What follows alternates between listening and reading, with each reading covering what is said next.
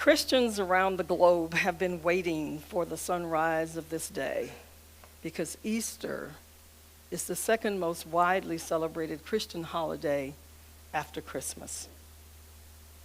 Beginning with Palm Sunday, the week preceding Easter is known as Holy Week. These are the final days of Jesus' arrest and crucifixion, culminating with the rolling away of the stone from his tomb and resurrection on Easter Sunday. But why do we retell this story year after year? We know that it holds some significance for Christians, but there seems to be tension among some Unitarian Universalists around embracing the wisdom that can be gleaned from our Judeo-Christian heritage.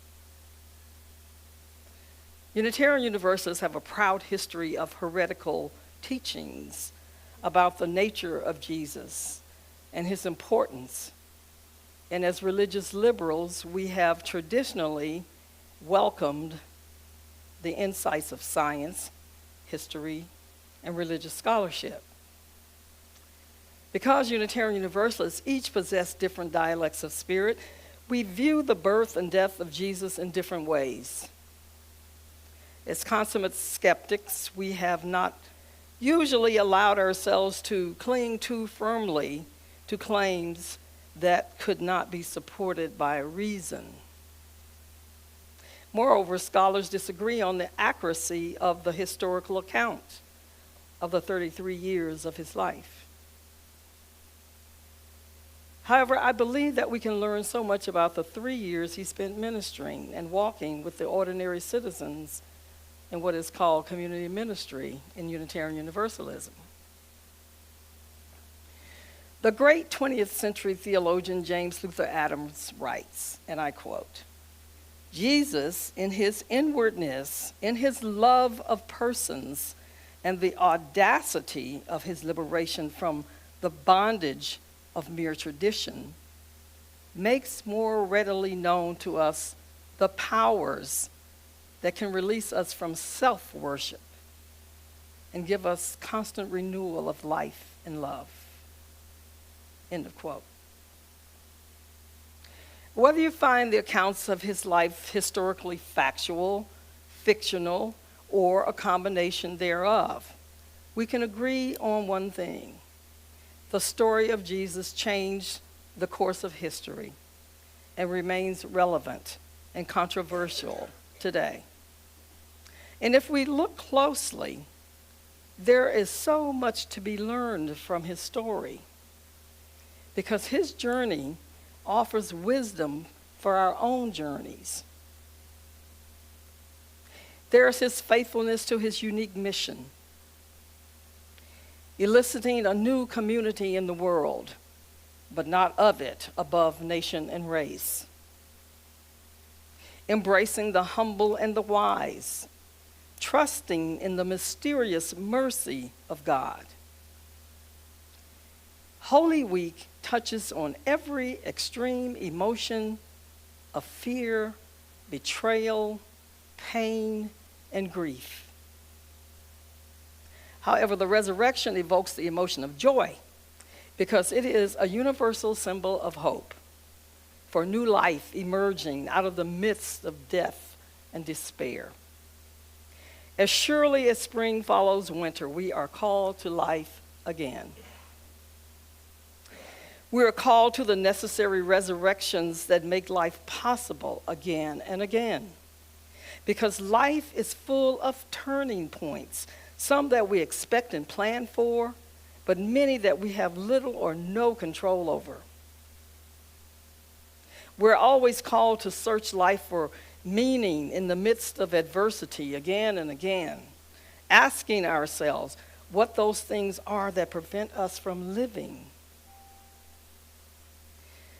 Most of us face some minor adversities that create challenges, and some face greater adversities than others.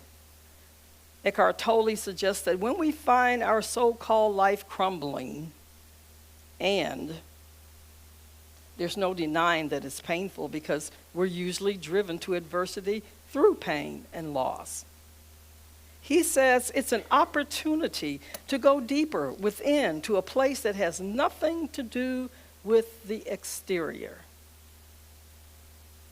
Resurrection is about reviving pieces of ourselves, about the larger commitment to our yearnings for wholeness.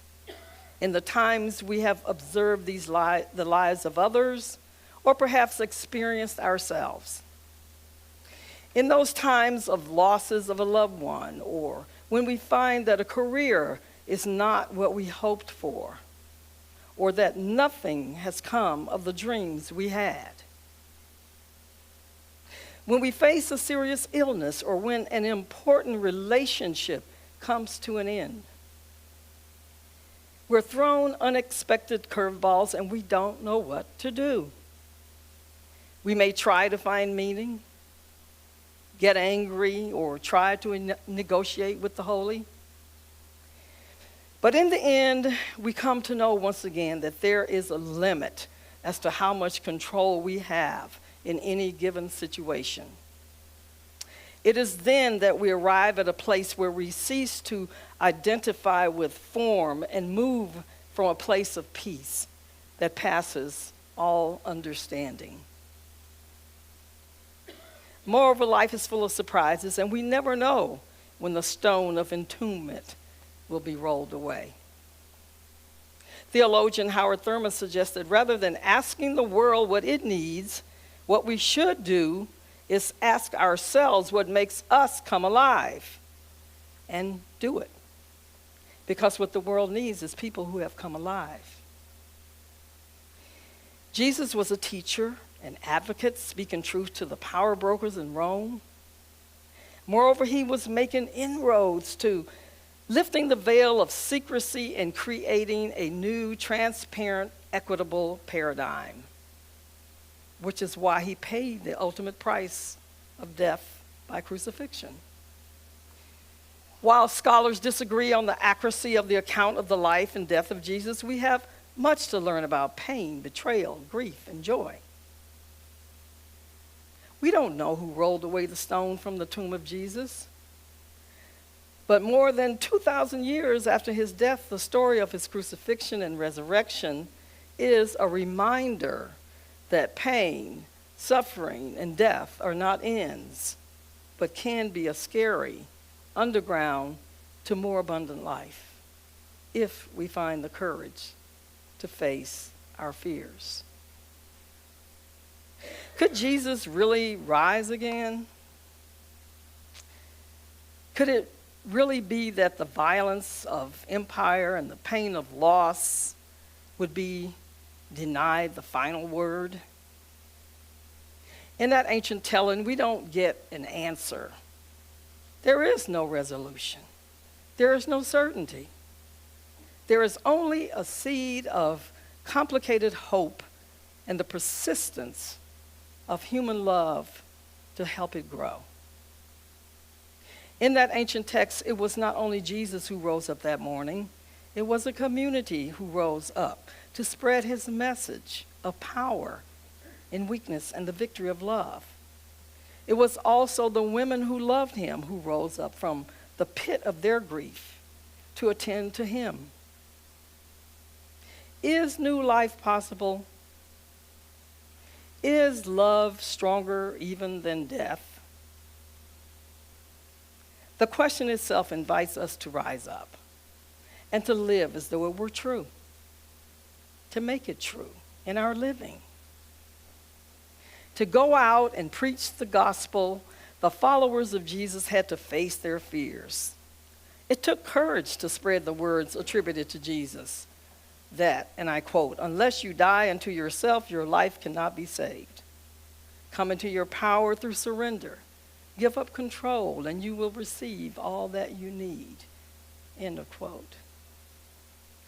That is the true message of resurrection. By letting go of control, we find something new. In giving up control over one way of life, we discover exactly what we need. Letting go is what allowed the apostles to move into the world to spread the gospel.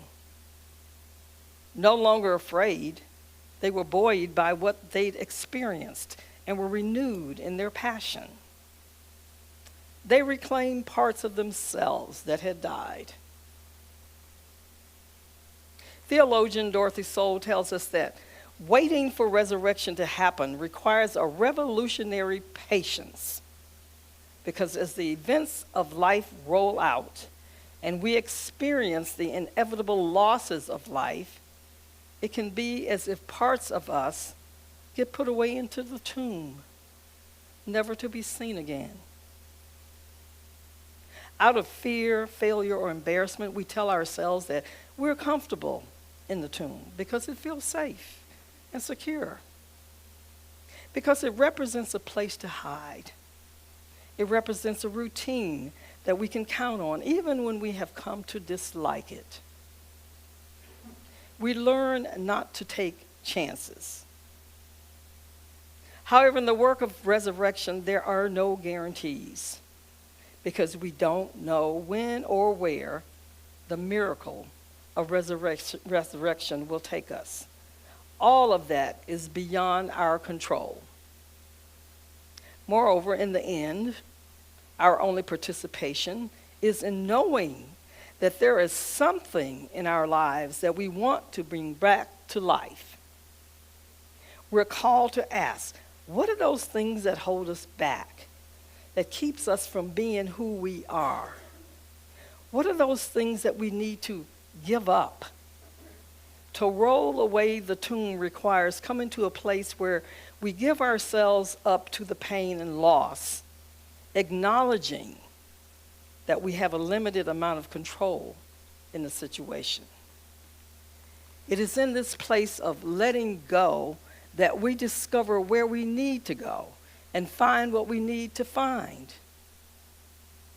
Rolling away the stone and the work of resurrection is like any other transformation, surrendering to the unknown. The resurrection offers us hope. Hate and betrayal do not and will not prevail, says the resurrection. Hope will be restored. Lives will be restored. We will emerge from the bleakest of absolutes to exist in the glory of love. I think this is why the resurrection is one of the most important stories in the Christian tradition. I think this is why Unitarian Universalists celebrate Easter joyfully, even if it gives us some kind of collective identity crisis. The answer to the question, what do we do with the story of a literal resurrection, is believe. Believe. Believe in hope. Believe in Galilee. Believe that we are disciples of our love of humanity. The resurrection part of the story reminds us that whatever it is that causes us to be in that tomb of frustration and isolation doesn't have to hold us there indefinitely, so that we can do as Max Kutz advises and move the seasons of the self from winter to spring, extricating ourselves from the shroud of pain and darkness, because a tomb is no place to stay. From my heart to yours, may it be so.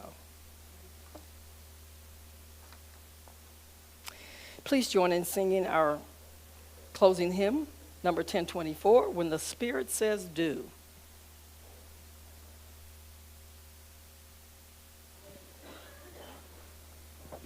Will y'all rise and join? Let's get out of the tomb together and sing this beautiful song. We're going to do several different rounds together, replacing the word do each time. The words are here at the bottom. I'll tell you what the word is before we get there, and then we'll end with do again. Okay? Let's try it.